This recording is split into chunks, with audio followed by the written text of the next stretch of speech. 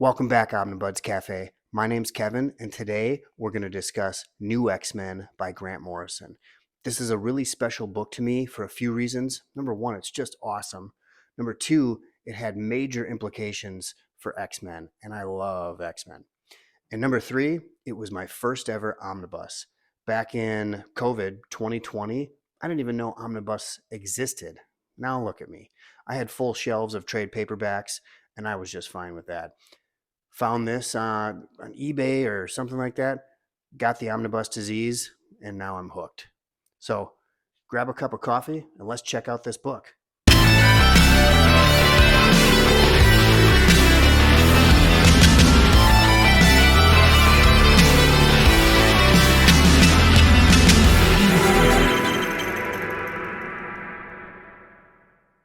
All right, let's dig into it. Of course, we've got the dust jacket removed because we're not animals here at the cafe. We don't read with our dust jackets on.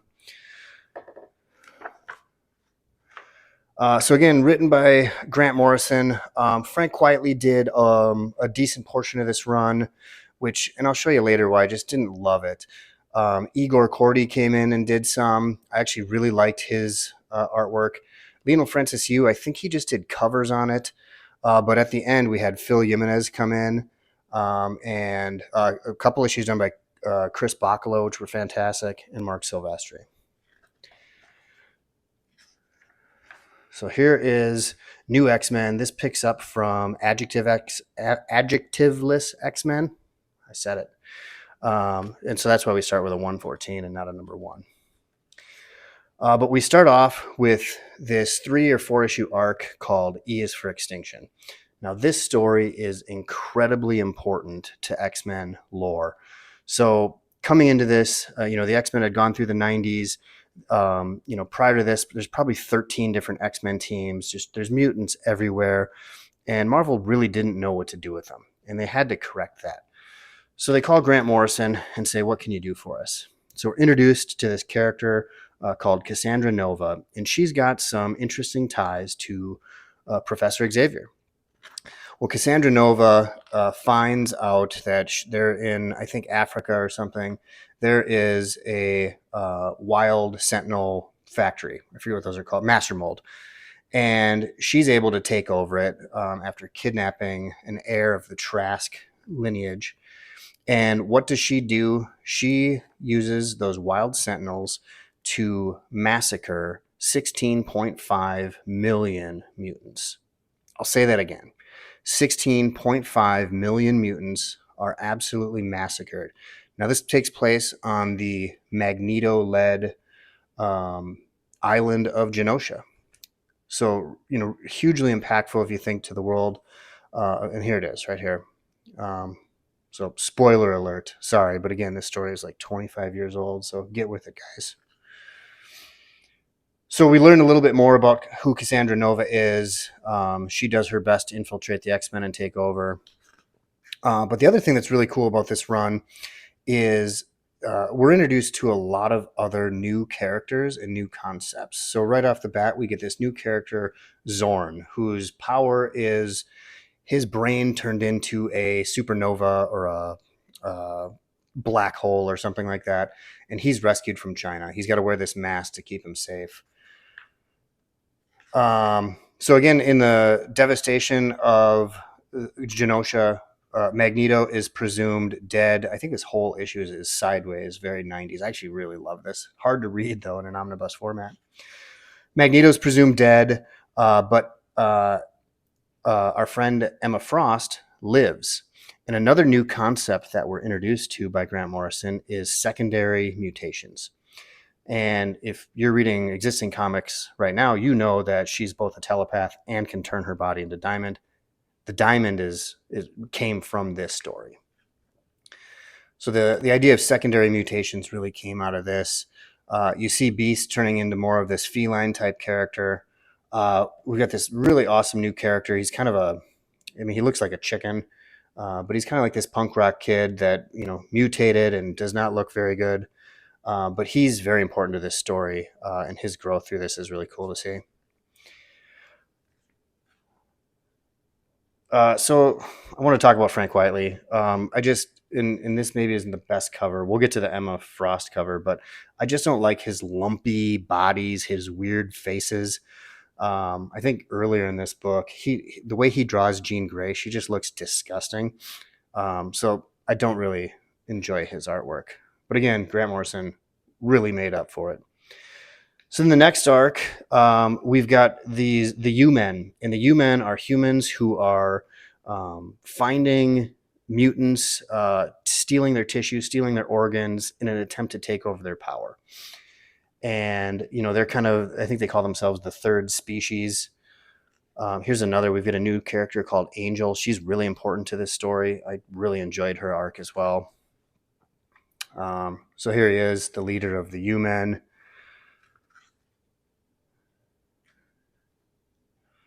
And I think this is the Cordy art, and I actually really like this. I know that some people didn't love this, but I thought this was a breath of fresh air from Frank Wiley.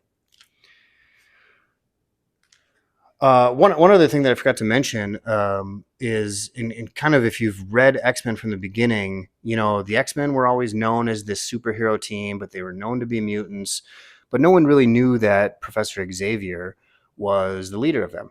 Well, Professor Xavier comes out publicly and says, I'm a mutant and I'm the leader of the X-Men, and we're here to integrate our races and blah blah blah and live the dream, blah blah blah. Yeah, this is the Igor Cordy stuff.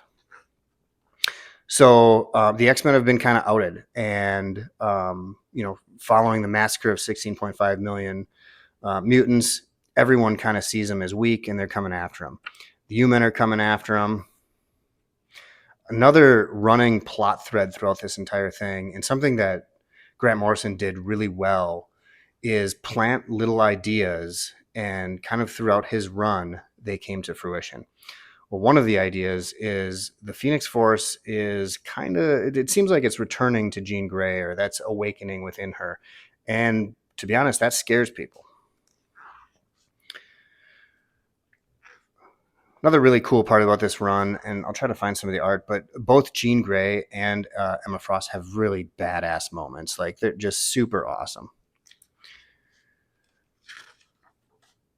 Next story, I think we get Xavier is going to go hang out with the Shi'ar Empire and his babe of a wife, Lilandra, but there's something going on. It might not be exactly Professor Xavier. It might be something else going on. Here's some Frank Quietly. Just the way he draws Jean just really bothers me. Everyone's tall. Everyone's lumpy. You'll notice that the uniforms were a lot different than the yellow spandex, right? So this takes place. These are coming out around the same time as the X-Men movies are. So they really tried to modernize the X-Men and make them look different. So that's why we get kind of this new look. It's not exactly the leather that we saw in the films, but here we see again Zorn kind of coming to joining the X-Men. Here he's being saved from his imprisonment in China. We get Wolverine kind of mentoring this new character, Angel, as he always does with the young female characters. He's really good at it. But again, something's happening in the Shi'ar Empire and on their ship to make them think that the X-Men need to be exterminated. And so the Shi'ar Empire is going to go to war with the X-Men. More new characters down here, again, created by Grant Morrison, is the Stepford Cuckoos. There are originally 5 of them, and if you read this run, you'll find out how many of them survive.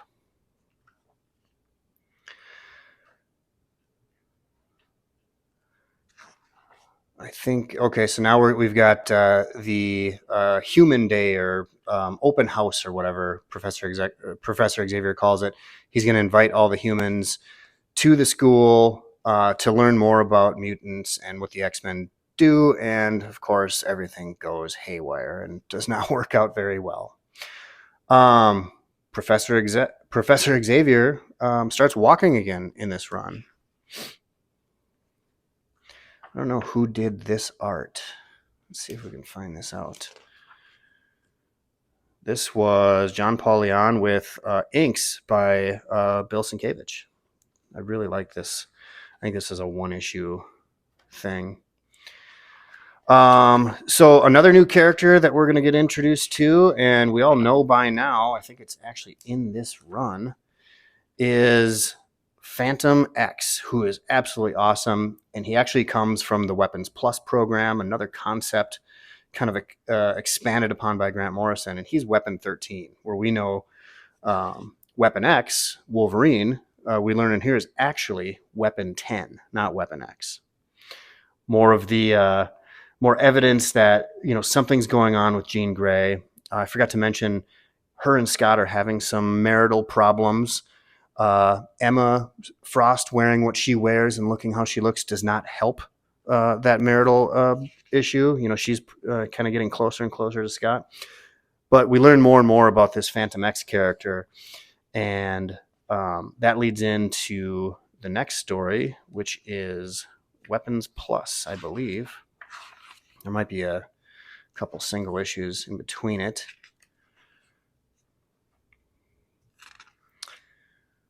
Yeah, I mean, there's no way she's going to help out Jean Grey and Scott Summers' marriage. She's going to cause some problems.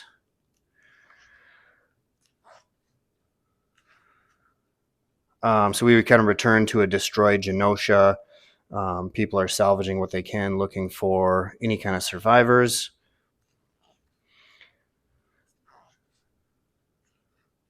Lorna is found, the wife of... Oh, here's another new character. You'll see her. I think her name is Soraya. She goes by Dust. She's a really cool character, and I think she's rescued, again, by Wolverine. He's really good at rescuing young women in danger. She returns. He meets Phantom X from the Weapons Plus program, which we'll learn about more later in the story. Really cool cover here. Is that... I don't know who did that one. It's not on there. There's a new drug called Kick, and it's kind of in like an asthma inhaler type thing. And it's for mutants, and what it does is it accentuates their powers. And this guy, I forget his name. Oh, his name is Jumbo Carnation. He's a clothing designer, a famous mutant clothing designer, and he's murdered in the streets by humans. And that does not sit well with a lot of characters. And another new character that we get is this gentleman right here. And what was his name? Why can't I remember?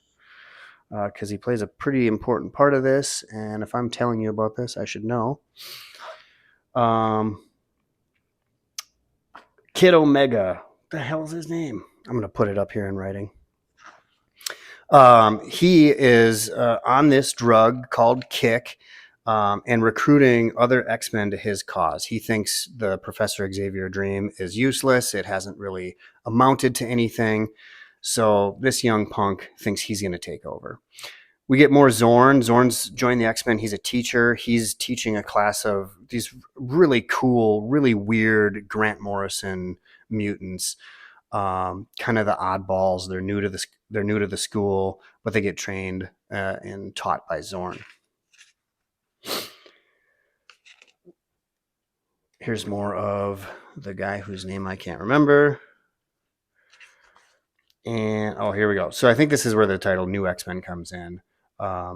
He creates this team. They're high off their asses on drugs, enhancing their abilities, and they want to take over the school.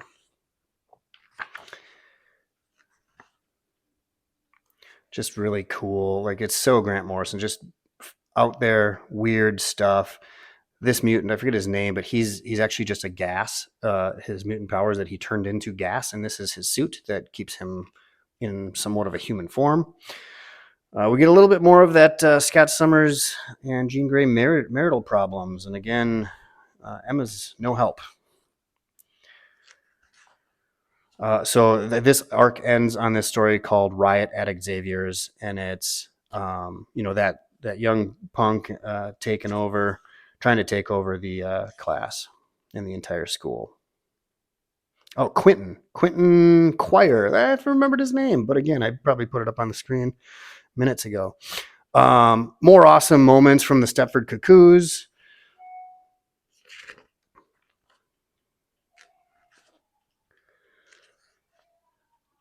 more marital problems, and poor Scott Summers, he's in the thick of it right there, and things are not going to go well. And especially when Jean Grey's shown some kind of evidence or signs that Phoenix Force might be coming out of her, I would not be messing around with her husband. We get another story called Murder at the Mansion. This one's really fun. Emma Frost is presumed dead. No one knows who did it. She, of course, did not die. But our buddy Bishop comes in to lead the investigation, and this is a really cool 2 or 3 issue arc. Oh, look at that cover. That cover's amazing. I remember seeing that in the comic shops.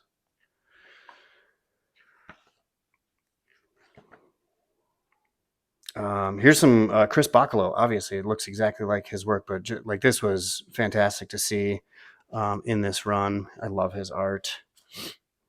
Sabretooth just looks menacing. Scott Summers has left the X-Men for some reason, but Wolverine comes after him and says, "Hey, I need help."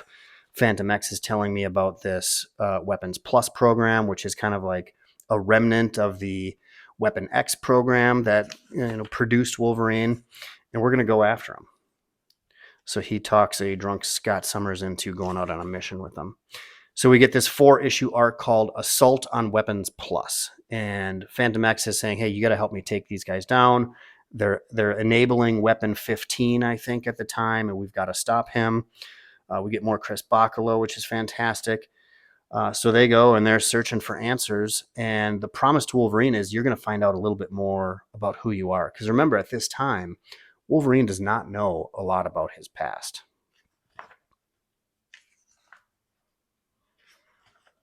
Really awesome art here.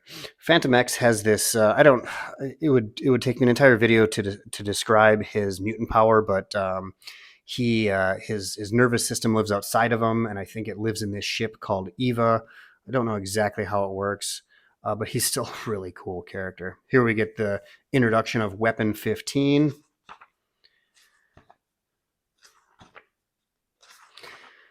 And the finale of Weapons Plus. I believe they're out in space now in the Weapons Plus kind of Death Star-like thing. Here's the Eva, his nervous system and ship.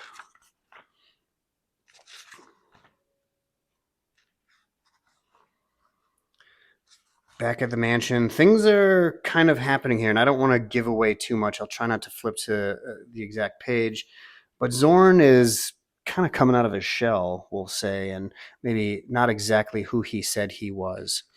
And we get the return of Magneto, who was presumed dead in the E is for Extinction opening arc of this story. He's not dead, but he is high on the drug kick. He wants to do what he's always threatened to do and reverse the Earth's magnetic poles and kill pretty much everyone and leave the planet for the mutants.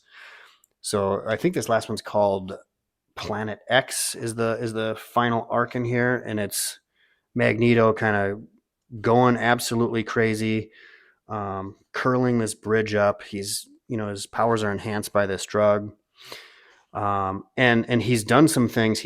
He's sent the mutants on other missions kind of secretly to really get rid of them. Wolverine and Jean Grey and I think Phantom X are stuck in outer space, from their Weapons Plus mission. Emma and Beast are out doing something somewhere else. So there's not a lot of the team left to come at him. And they kind of mention it. I don't know if it happened in the Avengers books or the Spider-Man books, but he mentions he sent the other heroes on some kind of false mission so that they wouldn't go against him. But here's Magneto, here's Wolverine and Jean Grey in space trying to get back, not believing that they can, really reminiscent of Tony Stark in Endgame, not knowing if they were going to get back. Jean Grey, they're running out of oxygen. She's near death. Something's going to happen. Wolverine has to make a decision, and I'll let you kind of decide what that is. But obviously they do get back. Phantom X ends up finding Scott Summers, the Stepford Cuckoos, some other students, and is able to rally the troops and go after Magneto. And this is the final issue of the main story This whole book ends on a 3-issue what if, potential future storyline. But I'll try not to show too much of the finale of this. But the X-Men regroup. They go after Magneto. You can imagine what happens. And then we get a 3-issue. What is this one called? Something future. I think they've done this. Here Comes Tomorrow. It's done by Mark Silvestri, which is awesome. But I don't love these futuristic stories, where they didn't really happen.